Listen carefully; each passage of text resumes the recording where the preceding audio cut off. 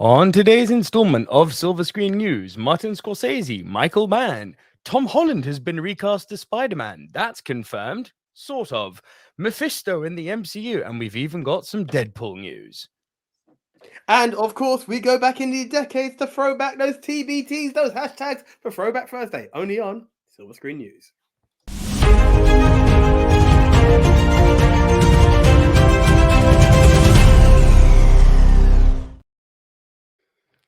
Hello, everyone. Welcome once again, right here on Silver Screen News with me, Nico Luro. And me, the one AJ, Anthony Jordan. This is your weekly movie news show for everyone out there who is a movie fan, a movie pundit, a movie critic, a movie thinker, someone who just loves movies. If that's you, then this is the channel for you. Make sure you stay around until the end of the video where we'll be looking at, as AJ said, the movies that are 10 years old, 20 years old, and 30 years old. But we got a lot of news to cover between now and then. There are timestamps down in the description below if you want to jump to a specific news story. Be sure to hit the like and subscribe button. And as always, we get right into the news with what is hot off the press.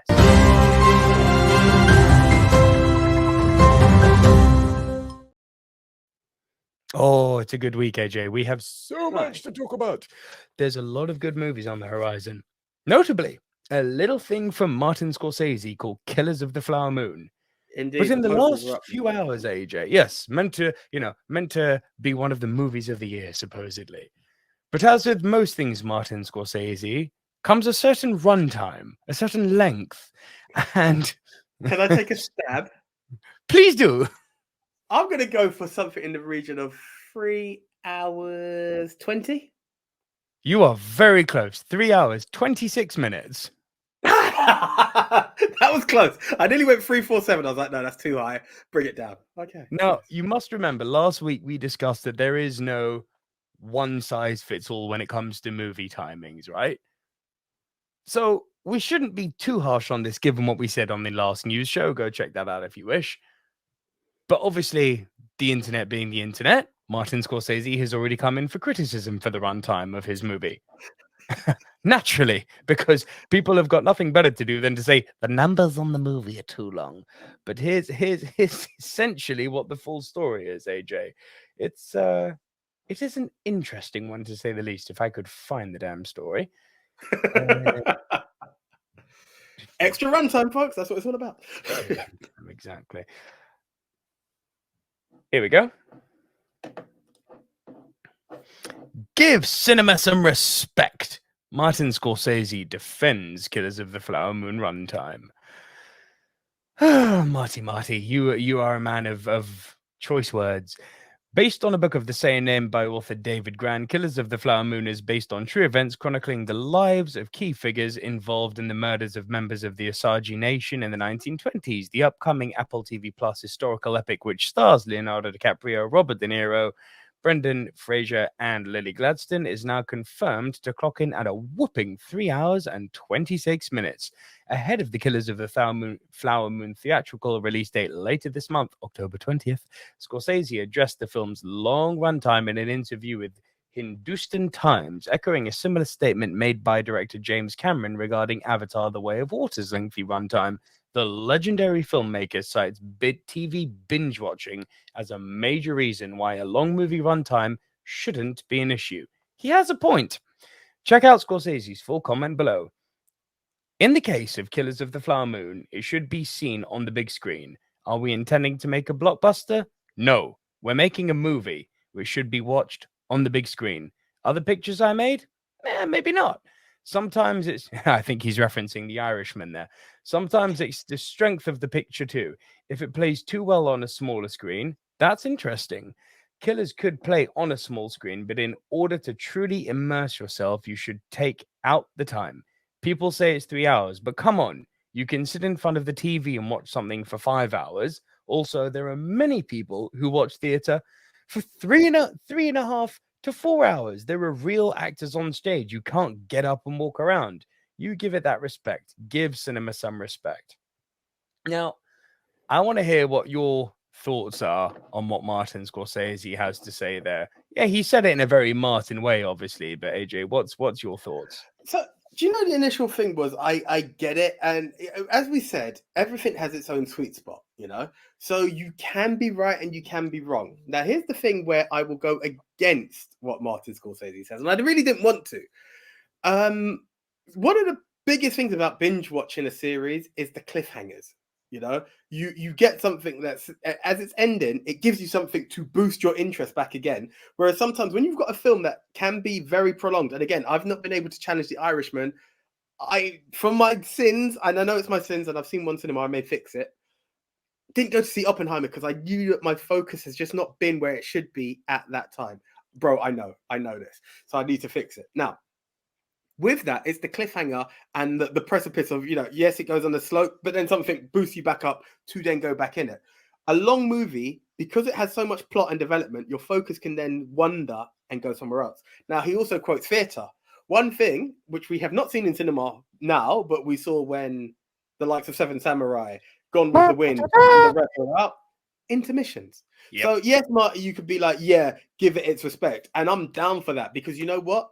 Wolf of Wall Street, despite its length, loved every minute of it. So as long as you're giving the right beats and notes to keep someone entertained throughout, it's that. Whether that's a blockbuster or just a movie, that's irrelevant. It just needs to have the right beats at the right time to keep a person's focus in check. And we have to be very aware, and I know I'm prolonging this while I'm saying this, we live in a nation where this content is key. A minute is focus. So when you've got 3 hours and 26 minutes, that's 3 hours and 25 more than what a general person's focus is nowadays because of the way media is consumed. So you need to be careful and make sure you just got the right beats. It's not the length, it's how you deliver the product, I believe. Listen, I think his comparison to TV is interesting, not in the way that TV shows are constructed, because as you said, you do get left with a cliffhanger, which leaves you wanting more. But in the very fact that people clearly do have the sort of time to dedicate to consuming media, it's not fair that they would dedicate time to consuming TV, cliffhanger or not, and then not give that same amount of dedication and time to film. I also think I've seen a lot of comments online saying that, oh, but at 3 hours and 26 minutes, you know, it's not going to be a blockbuster success. Two retorts to that. Titanic, Avengers, well, a few retorts to that. Titanic, Avengers Endgame, Avatar, and Avatar The Way of Water. All 2.5 to 3.5 hour long movies. You know what they all got in common? They're the 4 biggest selling movies of all time, right? So the fact that a movie is long does not equal blockbuster. Is the math is applicable because obviously a shorter movie runtime means you can get more butts and seats because you can get more screenings. That's just a fact. The movie has to be good, like, to get people to the cinema. It has to have universal appraise. Whatever you consider good or not is obviously subjective, but the movie has to have a certain. Now, the other thing is, speaking of budget, let's also forget Martin Scorsese is not noted for making big billion-dollar grossing movies. That's not to say his movies aren't fantastic. Goodfellas wasn't a huge success. Casino, Wolf of Wall Street wasn't a billion-dollar movie. So this whole thing, oh, because it's long, it's not going to make money, is nonsense. I'd say because of the director, it's not going to make money. And that's not throwing shade at him. It's just the type of movie he makes. They're not made for mass appeal. They're made for critical acclaim. That's what Martin Scorsese does. Probably better than anyone is usually make a movie that you know is going to get awards consideration. That's just my thoughts on the matter. I think that pretty much covers it, unless there's something you want to add. No, I'm pretty much of it. It's quantity, it's quality over quantity. It doesn't matter the length. It's literally the quality of the product, and that's always going to be the way. All right. What do you guys think? Are you excited for Killers of the Flower Moon? Has the runtime put you off? Let us know down below. And our next story. AJ, let the rumor mill commence. It's you remember when we were watching WandaVision and we were all going like, Mephisto is gonna be in the MCU. Yes. Well, he could be. It's still a thing. Those MCU Mephisto rumors get a subtle boost by a casting report. So, by the way, this thumbnail with Sacha Baron Cohen playing Mephisto, I'm completely here for that. I love everything about that. Mephisto's anticipated arrival in the MCU has been consigned to the rumor mill for years now, but a recent casting report has given those rumors yet another boost. As Marvel's answer to the devil himself, Mephisto is the kind of villain that would suitably up the stakes of any situation, even as the arch-villain of an entire MCU saga.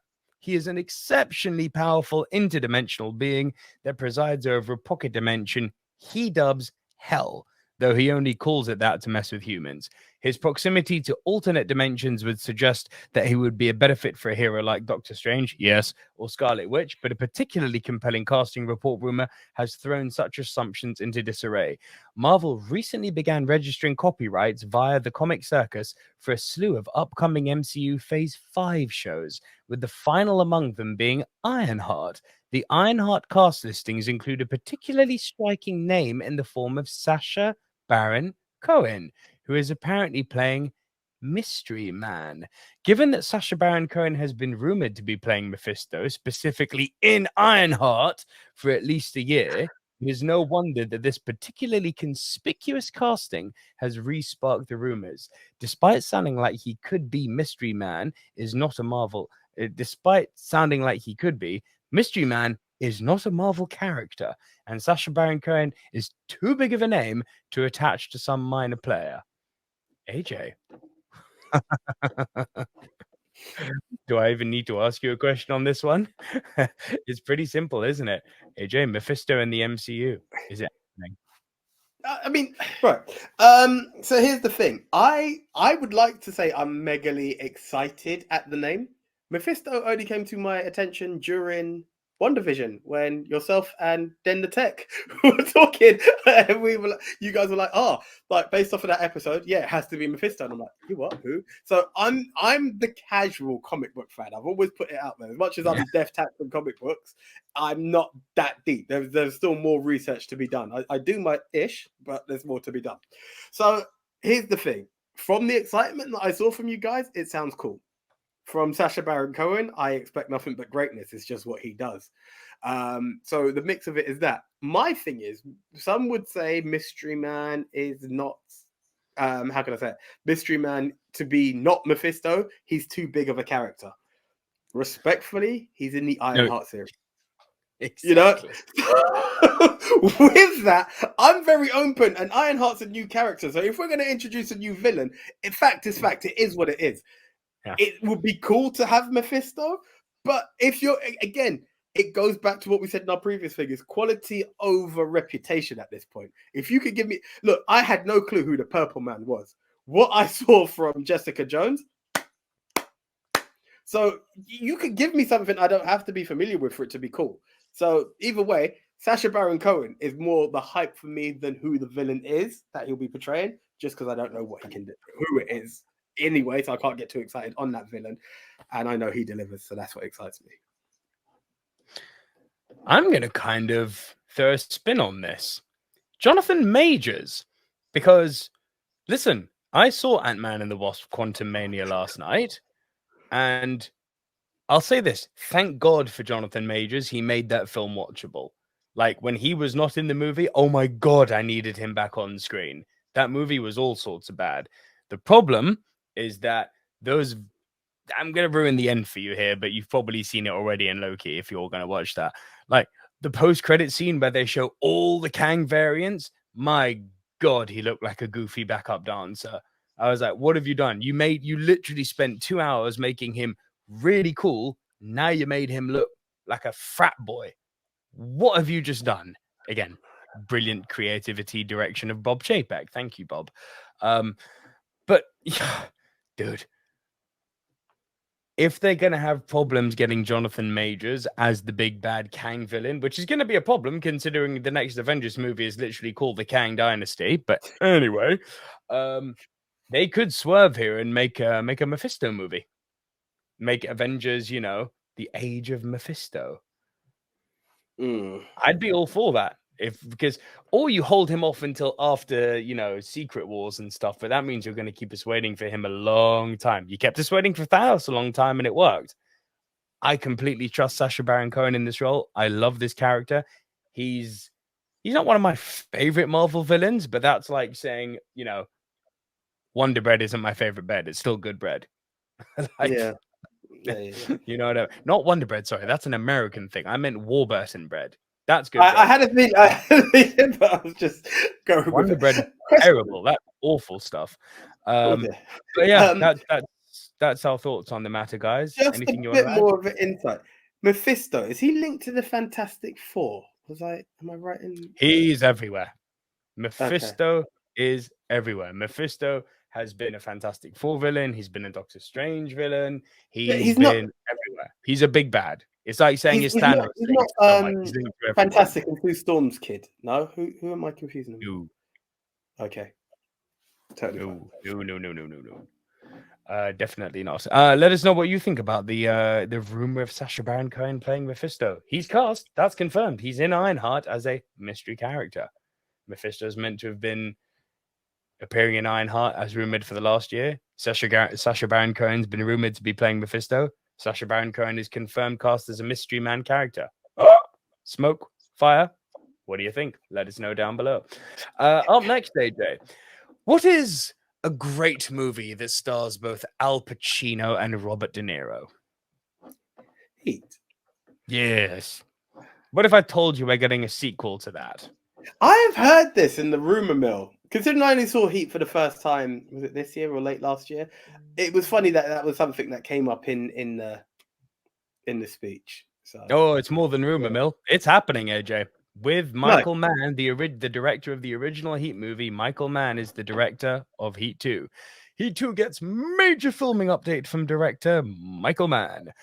Upon release in 1995, the crime drama was met with critical acclaim and commercial success, grossing 187 million on a 60 million budget. Back when 187 was a lot of money. In August 2022, Mann wrote a sequel to Heat as a novel, teaming up with crime novelist Meg Gardner to deliver a gripping and tightly plotted story. Now, according to Deadline, the Oscar-nominated director has confirmed that Heat 2 is set to be his next movie.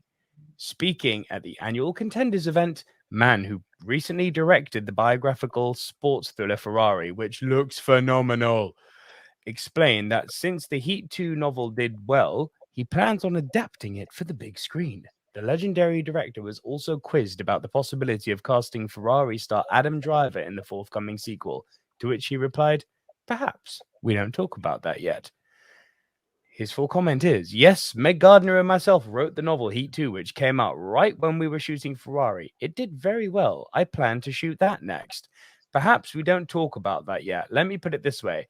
Adam and I got along like a house on fire on Ferrari. We have the same work ethic, which is pretty intense. We like each other, and we had a great time working together artistically.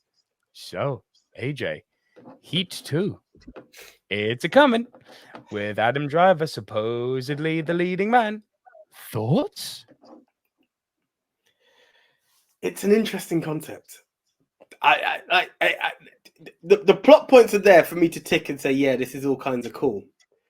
Is he going to be playing De Niro's son out for vengeance, maybe? Because I'm trying to see how I'm just trying to see how you have a plot of Heat 2 without it being like, how do you build it kind of thing to make it a sequel to such a greatness? Obviously, I've not read the novel, so it's on me to not know how you follow up, and it's out there to find out how the follow up is. But as someone who actually enjoyed Heat, despite certain people telling me not to follow up on the film, I'm open to it. Who in the blue hell told you to not follow up on Heat? I'm not here. It's not here to tarnish people right now. But yeah, they weren't a Heat fan. They were like, "There's a good shootout. The rest of the film's not all that." I actually quite enjoyed it. So yeah, that's just the way that goes. But yeah, when I finally did watch it, as I said, I enjoyed it. So I look again. Today's keyword, guys, quality, and that's what I'm looking for. It could be labeled anything. It could have anyone as long as you give quality. And Adam Driver and Michael Mann do deliver quality, and that's what's got me excited. So yeah, I'm down. I'm down. I'm going to say something that could be potentially very unpopular. Because you're doing a Heat 2, I don't even think you need to have any connection to Heat 1 at all. You could literally use it as a brand, Heat 2, which tells me I'm going to get a really, really good bank heist, a really interesting group of characters to follow around for 2.5 hours, a really good shootout scene, and shot beautifully because it's Michael Mann. I'd be happy with that. I don't think that Adam Driver needs to have a link to De Niro's character. What you could do is you could bring back Pacino, who obviously, his story continued at the end of the last movie, and Adam Driver could just be the new bank robber in town. Have at it. Pacino playing off of Adam Driver. Have fun with that. Beyond that, I don't care. It's Michael Mann. It's a Heat movie. The novel is already out there and has been widely accepted to be great by the general public. Bring it on. Just another small question, because it just hit me now. Pacino had a son in that film, didn't he? Who would daughter. It was a stepdaughter. Okay. Natalie Portman. Yeah. Okay. Cancel everything I was going through there. Okay. We move on. Yeah, super excited about that. Let me know if you guys are excited about the idea of a Heat 2 directed by Michael Mann and starring Adam Driver. Thoughts and comments below. Up next, AJ, what have we got? Shocking bit of news. Tom Holland has been recast as Spider-Man. Confirmed. Aha. It's actually happened. Tom Holland's Spider-Man recasting confirmed for a Phase 5 spin-off. Sort of. Sort of. Let me explain. A new actor will take over Tom Holland's Peter Parker in the MCU Spider-Man spin-off, Spider-Man Freshman Year. After 6 live-action appearances and 1 supporting role in Marvel's What If, Spider-Man will return in Marvel Studios' animated series, Spider-Man Freshman Year, which will explore Peter Parker's early years as a hero. However, the MCU animated show will feature some major changes. Recent copyright listings for upcoming MCU Phase 5 shows on the MCU Phase 5 slate reveal new details about their plot, release date, and cast. Pre-registered at the US Copyright Office via the Cosmic Circus, Spider-Man Freshman Year seems to have cast Hudson Thames as Peter Parker. No idea who that is, no disrespect, Hudson. Replacing Tom Holland as the MCU's wallcrawler in the animated show. Thames had previously voiced Spider-Man in What If, Episode 5, and is expected to be part of the MCU's Marvel Zombies voice cast as well. While this update provides valuable information about Spider-Man Freshman Year and other upcoming MCU projects, nothing is set in stone until the actor strike is officially over and Marvel Studios announces each movie and show's cast officially. Until then, all new information available online remains unconfirmed. Also, Hudson Thames casting as Peter Parker in Spider-Man Freshman Year doesn't forbid Tom Holland from reprising his Marvel role, as Tom Holland will likely return as the MCU's live-action Spider-Man in future big-screen Spider-Man sequels. AJ, obviously it's a bit of a dud, misleading story. Let's not focus on that. Are you excited at the idea of another Spider-Man animated series? Okay, guys, silver screen confession. Clickbait. Here we go. Look, here's my thing. Here's my thing, and I've just got to be 100% honest. I have seen other Spider-Man animations. Nothing will beat the 90s Spider-Man that we had on Fox Kids. I don't know where it is anywhere else in the globe, but it was a Fox Kids production that was the bee's knees. Right, that is just as good as it gets. There was stuff before it, which, yes, you've got the Your Spider-Man meme from, but there was not much more. And it had the Spider-Man theme song. We'll give it that. But nothing has outdone. I'm still waiting to be done with that. And now, I look, obviously, Tom Holland's paycheck confirmed compared to a man who's got 2 rivers for a first and last name is going to be very different, right? But like nothing but good luck to you. I'm hoping for, again, the buzzword, guys, quality. But I maintain, and maybe call me an old dog trying to learn new tricks, nothing can outdo the 90s Spider-Man animation from Fox Kids, currently on Disney Plus. It can't be outdone. I'm throwing down the gauntlet to anyone. I don't think it can be. I don't agree with that. I completely do not agree with that. I'm very much like you in the sense that 90s animated Spider-Man is the gold standard, and I still think despite all the live action attempts, despite all the into the Spider-Verse stuff that we've had, not just the best animated, but the best Spider-Man ever still remains that animated 90s series. It was gold. I can't echo your sentiments enough. However, I'm always up for someone coming and bettering it. I won't let nostalgia stand in the way of me looking at something objectively going, this new piece of media is freaking awesome and it's better than what came before. There have been other animated Spider-Man shows that I have liked, but like you, nothing comes close to that animated show from the 90s. I would love this to be the case. I'm really interested to see where they go with this. And yeah, a Spider-Man animated show, bring it on. All for that. Anything you want to add? No, I think I may have been slightly misunderstood. I'm open to other shows. I just don't believe you said it can't be outdone. The track record of the show, it can't be. Like, I'm open for all challenges. It's kind of like Mighty Morphin Power Rangers. There's only one. Like, everything else that's come along does not meet the standard. I saw that Netflix movie. Ooh. Ooh, right. Jesus wept. But I mean, look, you could go back to original Power Rangers and still be like, oh, that's cheese. However, 6 episodes of Turning Green or whatever that was called, the Green Ranger saga. Green with Envy. That was great. Nothing has outdone that in the whole pantheon of everything that Power Rangers have done. We were very lucky to be part of a very special era for animation and Saturday morning entertainment. Okay? Completely. Very lucky. And I am very open to it, but I don't believe that media exists the way it does anymore. And I'm not saying, oh, it's an animation, it has to fall into that category. But that's kind of the target audience that you're trying to recapture. And I don't feel that essence is still there. So it may be an awesome one that our generation will appreciate, but then we're still going to compare it to our golden icon that is yet to be replaced. Yeah. Don't get me wrong. And it's outside of the realm of, we had Batman, X-Men, and Spider-Man, of course, which were amazing. But then, you had Catch the Pigeon, Wacky Races, Scooby-Doo, all of the Hanna-Barbera stuff. The Flintstones, the Jetsons. It was a Dexter's Lab, Recess, Cow and Chicken. Like, it was a Powerpuff Girls, Johnny Bravo, Powerpuff Girls, Johnny. Yeah, pardon me, I'll sex him, mama. So good. Yeah, that's never seen the light of day again, that cartoon. No. I wonder if Johnny Bravo is available on Amazon. I will get that just for laughs. It needs to be done.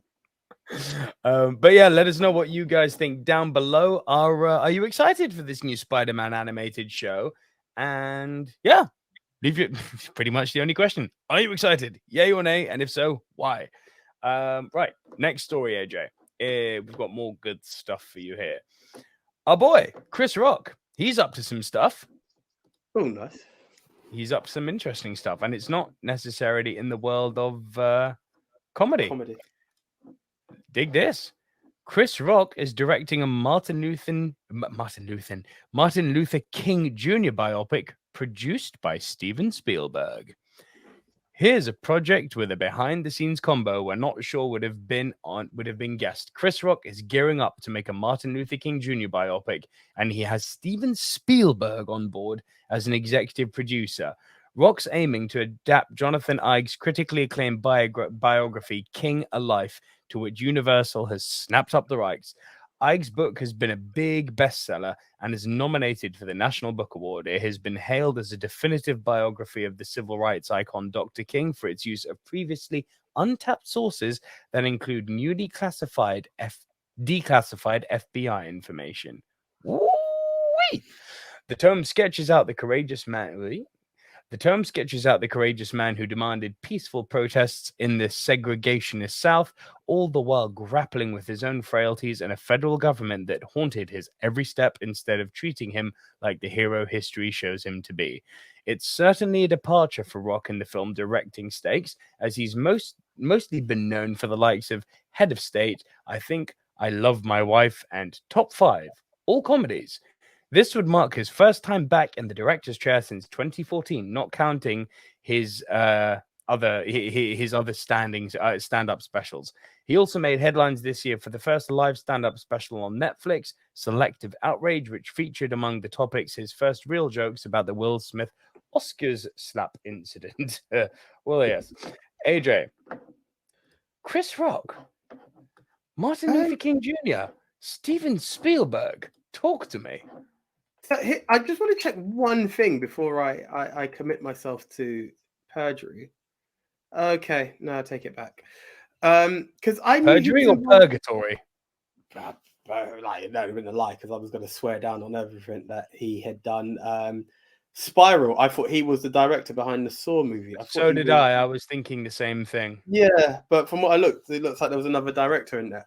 So I mean, look, Chris has done a documentary based on like black hair and like the market and what it is for women of the black community and what they do to invest in hair. So I'm not shocked that he can touch on serious stuff. Like he literally went out with a very serious documentary with a serious message into it, and something like that. And I'm not going to play like it doesn't mean much to me being British, but a Martin Luther King story from someone who is American is going to have a lot more love and resonance than it will for me. And I believe from one of his stand-up comedies, he would talk about MLK Drive or something in New York. I believe it's in New York. So this is very close to home for him. It's something that he can relate to and tell a story to with great depth. And I mean, look, just because you're funny doesn't mean you can't do serious. Like we could talk about Adam Sandler. The levels of the way he spun stuff. Sacha Baron Cohen, for all the Ali G's and everything that he's done, we've seen what he can do in something like the trial of Chicago 7. So just because it's not his realm doesn't mean he can't deliver. I'm all for it. Like bring it on. Someone who's got the passion and the talent to Spielberg. Why am I really complaining? Is my main part behind it. Bring it on. A biography based on a best-selling novel about one of the most important modern historical figures, helmed by one of the all-time great stand-up comedians, who's being supervised by the GOAT Steven Spielberg. I think there's a lot of tactical nous at play here. I think it's very clever that, Universal recognized that Chris Rock isn't, by I think his own admission, the most prolific of directors. No. I don't think that's unfair to say. His body of work wouldn't disagree with that. Yeah, put Steven Spielberg on his case. Watch over him. Dance for me, puppet, dance. There's a good movie here. I'm telling you, there's going to be a good movie here. I am going to stress one thing, though. Tell me rights to certain things from Martin Luther King's family needs to be released.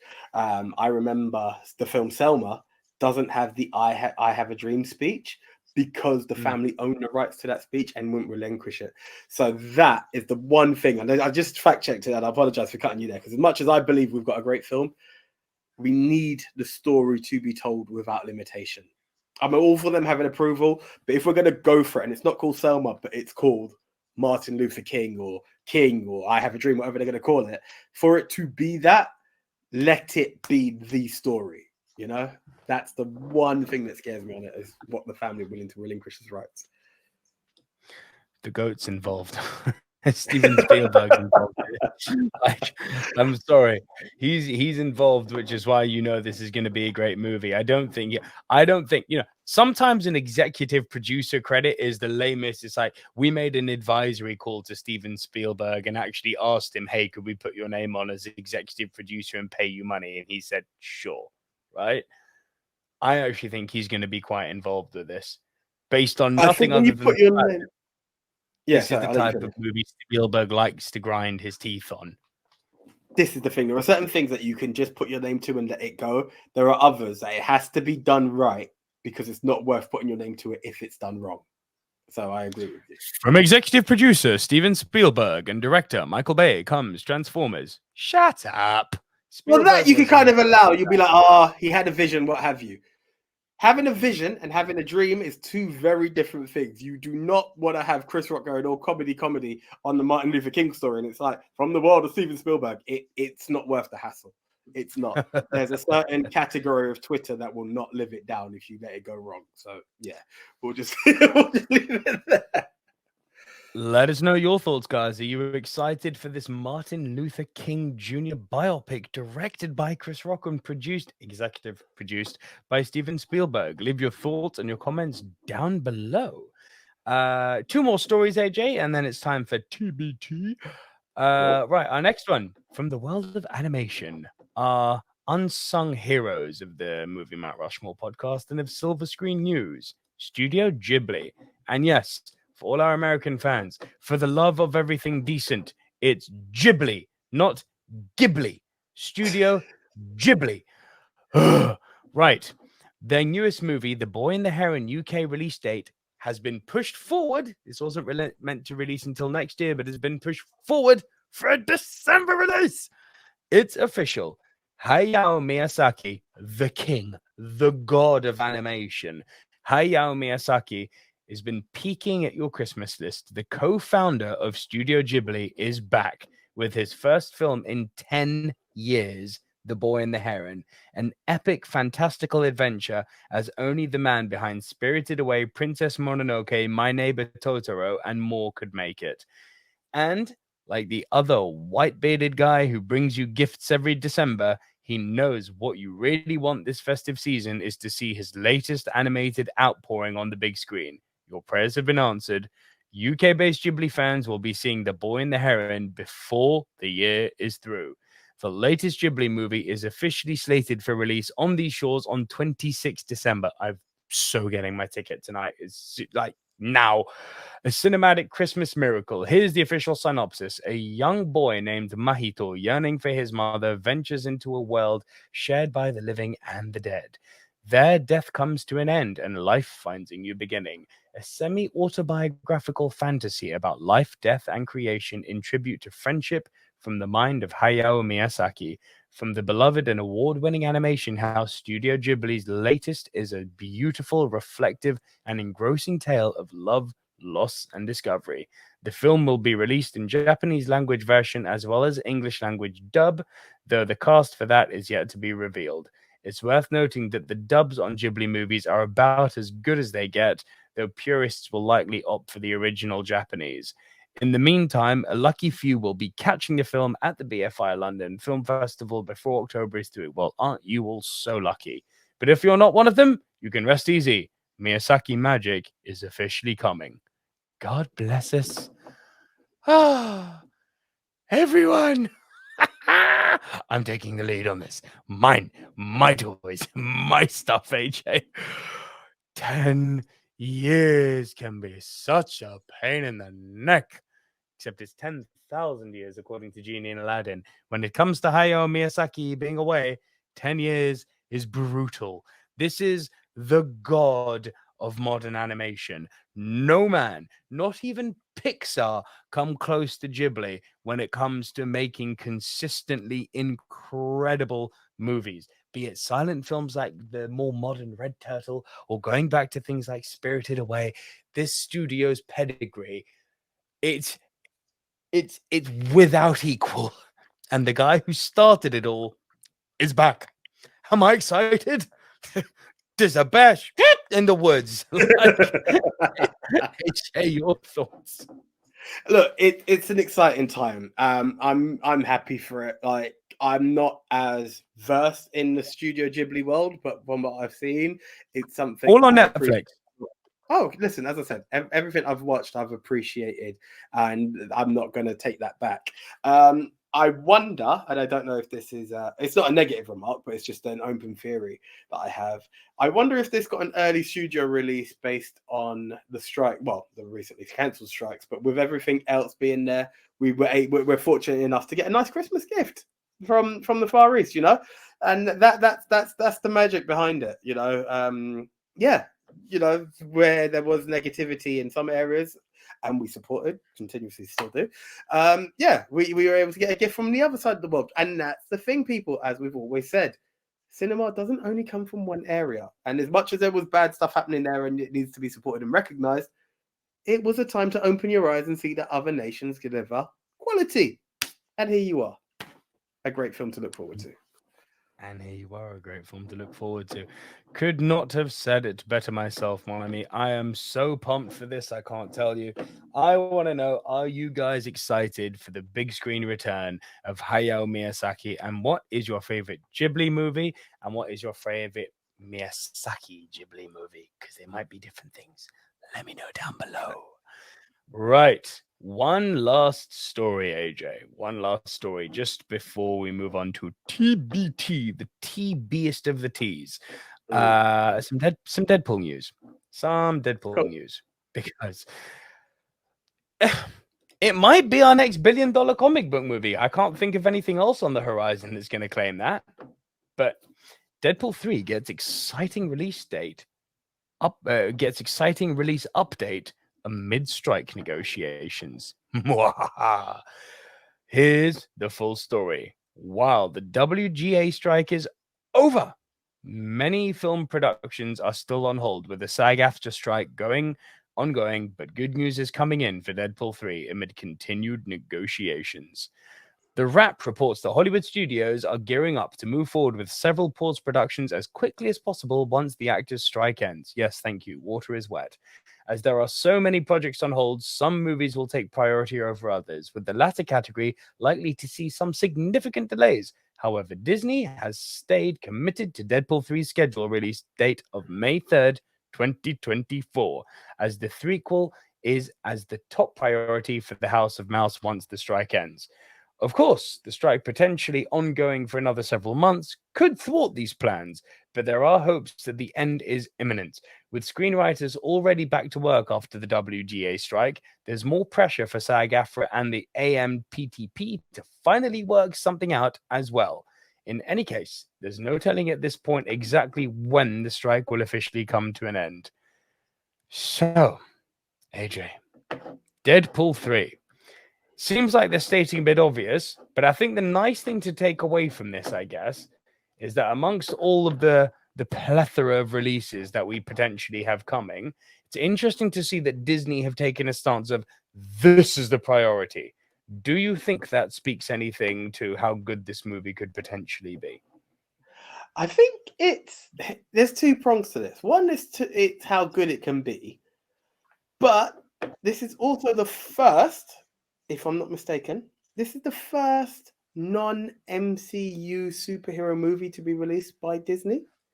So in a way, Mm, this is also quite interesting in the fact that it allows them to fix the phases. Let's give people what they want. Let's give them a bit of excitement. If he does so happen to enter the MCU when it opens the window for the X-Men, by all means. But this film is a bit of a standalone. It's the R-rated. It's got all the elements that's not MCU behind it, and I think it gives the Marvel fans something to have while there's a lot of fixing. Let's go back to the top of the show.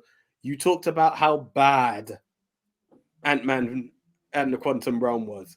Let's start mm. steadying that ship because it's not in a good place right now, and I think every comic book fan can admit that.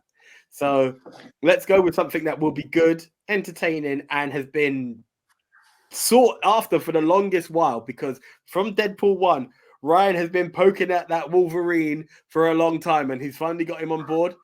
Let's bring on the madness. So let that do what it has to do. Keep people buzzed in the superhero realm and show that Disney can still do this. And then let's start going back into the MCU world. That's kind of my view on it. I think it's very, very cool that Disney have shown such a backing to this movie, given that it's clearly demanded by the public. I think it certainly shows a huge vote of confidence from the House of Mouse that of all their projects, it's not all the new Favreau, Filoni, Star Wars stuff. It's not all of the proper slated MCU stuff. This is their top priority, according to this article. Great.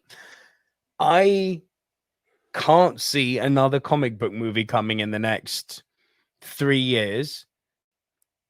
I include Superman Legacy in that. That's not going to be a $1 billion movie because the stink of the DCEU is still going to be there. What all Superman Legacy needs to be is good to get the ball rolling and make people believe that this new slate is going to be good. Deadpool 3 has got the scope to be a $1 billion movie. Bearing in mind, the two previous ones I don't believe did crack $1 billion. This has got Hugh Jackman in it and Ryan Reynolds. This is like years of like meta joking and pranking and storytelling coming onto the big screen, and it's something the fans. It's one of maybe the only comic book movie I can think of right now that I genuinely think fans are like, oh my god, give it to me now. There's nothing else coming out I can think of. Like, look at our video, Avengers Secret Wars. Nobody cares. That video did numbers on our channel because people agree. So yeah, I'm for this.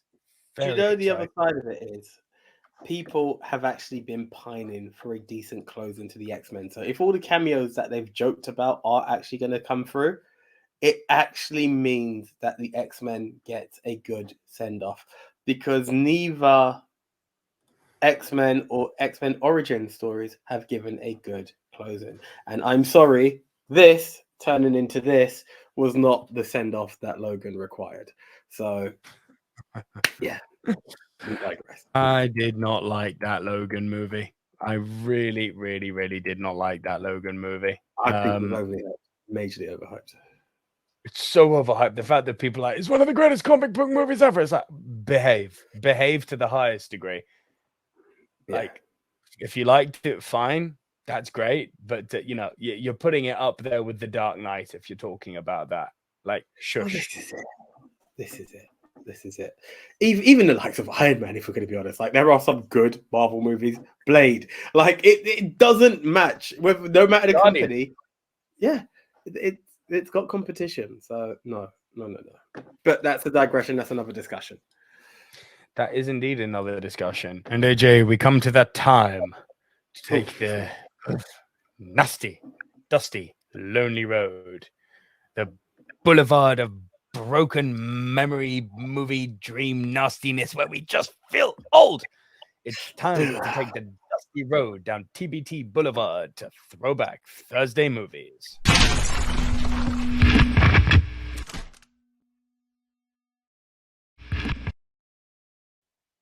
Yes. The hashtag is up, guys. We are playing the decade game. We go back 10, 20, sometimes 30 years, sometimes only one. But yes, we go back in time to celebrate the films that were released this week in the world of cinema. Why are you talking? Come again? Why are you talking? Why are you talking? Why do Look I at me. Look at me. Stop talking. I am captain now. Captain Phillips, AJ, is 10 years old. Do you know, again, it's always weird when you've just seen a film recently, but it's got history, you know? Yes! The fun bit behind it is I've seen Captain Phillips recently, but look at me, I'm the captain now, is legendary. Absolutely legendary. And to think that we've been saying that for 10 years is insane. Absolutely insane. You know, I only saw Captain Phillips for the first time last year. Cosign. It was last year. It's so good. Yeah, that was the follow-up. This is a guaranteed 2 thumbs up. I wasn't sure what to expect of a film about Somalian pirates. I know it sounds demeaning to say that, but you're like, well, how far is the story going to go? Oh, how wrong was I? How wrong was I? This film is all kinds of good. All kinds of good. I loved this because it transcended the mundane modern pirate story. This became a meeting of minds. This was a meeting of 2 worlds personified by these 2 very different characters who had an equal amount of fear and respect for each other, despite only one of them having the gun. That's what was so fascinating. You could tell that Pirate Boy feared the West. He feared what the repercussions of his actions were going to be. The reason they were so skittish, despite being guns in hand, is because they know any moment now it can hit the fan. Because they are attacking. Look at the defenses. Yeah. Look at the defenses that they have, despite being unarmed, just to stop pirates attacking them. You know, the jet hoses and stuff like that. That's the power without the power being brought out. So there was that uneven balance of, yes, I've got the here and now, but in the long run, this may not work in my favor, you know, of how to do it and how imminent and how quick you've got to be to get it all done. Wonderful storytelling. And sadly, It's very, very wonderful true to life. storytelling. That part at the end when they're in that escape boat, they're talking to each other and he's trying to reconcile with him and telling him, like, you know, you don't have to do this. And he, you know, the pirate rightfully turns around to him and goes, maybe where you come from, Irish. And it's like, yeah, you're not wrong. Like, it's so easy to say you've got other options, but then, you know, and easy to sound high and mighty and self-righteous, but what do you actually know? It was such a wonderful, non-offensive, subtle bit of narrative, social critique. It was so good. And I'm sorry, that part where the pirates are boarding them is genuinely edge of the seat stuff. Yeah. And it's it is. It's just captivating. It's some, as you said, it's not your mundane pirate story. So you're seeing stuff from a different angle, and you know, in a true essence of David versus Goliath, you are truly seeing how no, they should just be able to escape. No. These guys know what they're doing. You know, you want to call it guerrilla tactics, no matter what you want to call it. The art of capturing a boat, the art of piracy, no matter which way you want to look at it, we're not glorifying it. We're just literally showing how it's done. Oh, I'm admiring the hell out of it. That this little motorized dinghy took a boat that big. Yeah, 100%. Mental. Very, very eye-opening and chilling at the same time.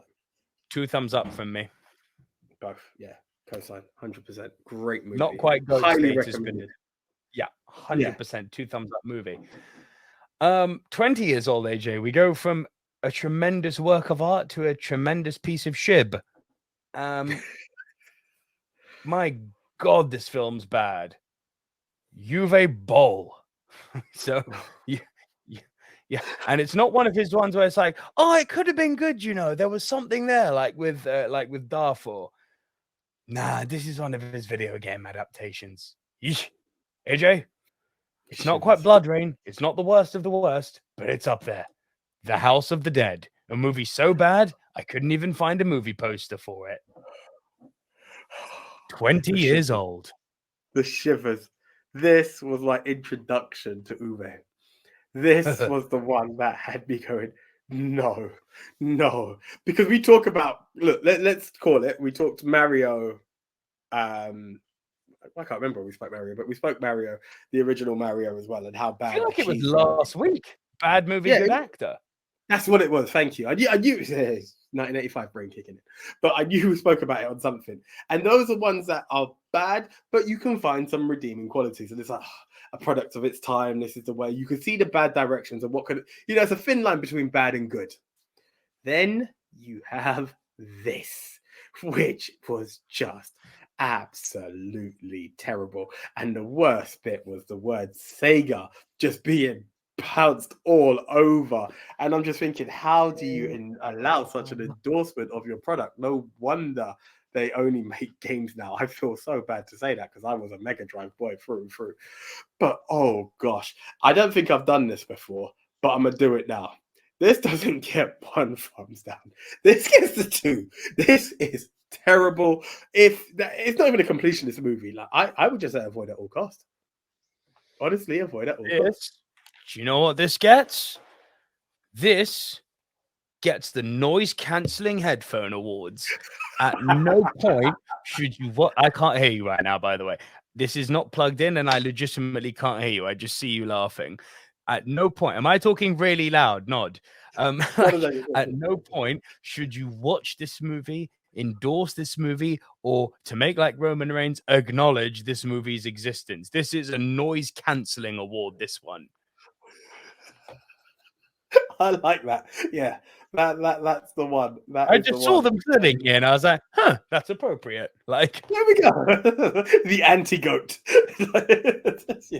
Oh, so man. One of the great modern films in Captain Phillips, to one of the almighty awful modern films in Uwe Boll, to one of our favorite slices of 90s action, AJ. Phoenix! Demolition Man is 30 years old. It's good to acknowledge greatness. It's good to acknowledge greatness. And this, do you know what? As much as it gets two, it may even get the GOAT. This also gets the Roman Reigns acknowledge me, because this film was the one. You know, we could talk about what is Arnie's greatest and what have you. This film is one of my favorite slides. Now, you can't call it his best because he's done Rambos and he's done Rockies. Okay. But aside from those franchises, this has got to be up there. Entertainment-wise, this is up there, man. Yeah. This is so good. And, you know, one of the concepts that I love about Demolition Man is that it's quite telling to where we are now. Obviously, we don't live in a free seashells world. We nearly did when the global one struck. But the funny thing is that I always remember one of my favorite scenes is the 90s museum. And now you could walk into a museum. I was just telling my dad this just earlier on in the week, that there are Game Boys, Mega Drives, N64s in museums. And what looked like a fantasy of, oh my God, look at our world in a museum, is actually happening now. But you take, and you know, again, this is something so wrestling, and I do apologize for doing it to non-wrestling fans on a film pod, but this was taking two Attitude Era stars in modern day wrestling. That's exactly what this film is, and it works perfectly. The oozy machismo from both of these guys. On the Rock on screen. Yeah, it's exactly that. Oh, what a beautiful film! Despite Benjamin Bratt being in it, who knew that Benjamin Bratt could be in a good movie? Jesus Christ! This is the one. Because do you remember the other one? Was it Blood In, Blood Out? That was bad. Oh, The one Benjamin that Bratt. was recommended to us by mixed memorabilia. This is a Benjamin Bratt film I can endorse. On another day, you know, to quote Raj Kufrapali, Sandy B can do no wrong. So obviously Miss Congeniality will get a bit of love. Because she's great in everything. But then I say that, but yes, again, Sandy B's in this as well. That's Benjamin Bratt's antidote. He needs Sandra Bullock to be able to make a good film.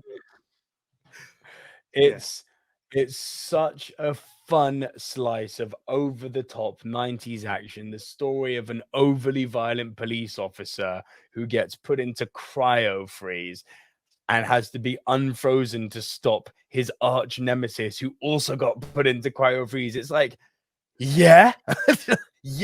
And the whole world, funnily enough, Demolition Man kind of predicted the future. The whole world's gone soft. So they don't quite know how to handle it. Like, imagine if Johnny Bravo literally arrived now. Ain't no one equipped to handle Johnny B, mate. Like, nuh-uh. No. This is what I'm saying. And 3 seashells, LGBTQIA+. It's 8 seashells now. Like you're a braver man than me. I'm saying it. Just because it's taboo. Melted, my friend, because I ain't saying that. I'm saying what I want. Just because it's taboo doesn't mean it's off limits. I said it. It's funny. Have a laugh and use the seashells, whichever one you please. What a movie. Rock, I ain't saying I get it, but I understand. It doesn't get 1 thumbs up. It doesn't get 2 thumbs up. It gets GOAT status here at Silver Screen News. It does indeed. It does indeed. Yeah. Big up the Demolition Man. Wonderful movie. Cannot endorse it enough. Yeah. So that's all from us right here this week on Silver Screen News. Hope you've enjoyed the show. We've had a laugh. Hope you have had too. We have got all sorts of cool reviews out on the channel now. Our latest top 10 show is out at the moment. We're going to have videos coming for you throughout the week. Stay tuned. We might be doing a review of Gen V. There could be a review of the Continental. There's so much stuff to review. But I do what I can. We do what we can. He does what he can. I'm Nico Luro. He's AJ. Click like, click subscribe. See you movie fans next week right here on Silver Screen News. Bye, guys. See ya.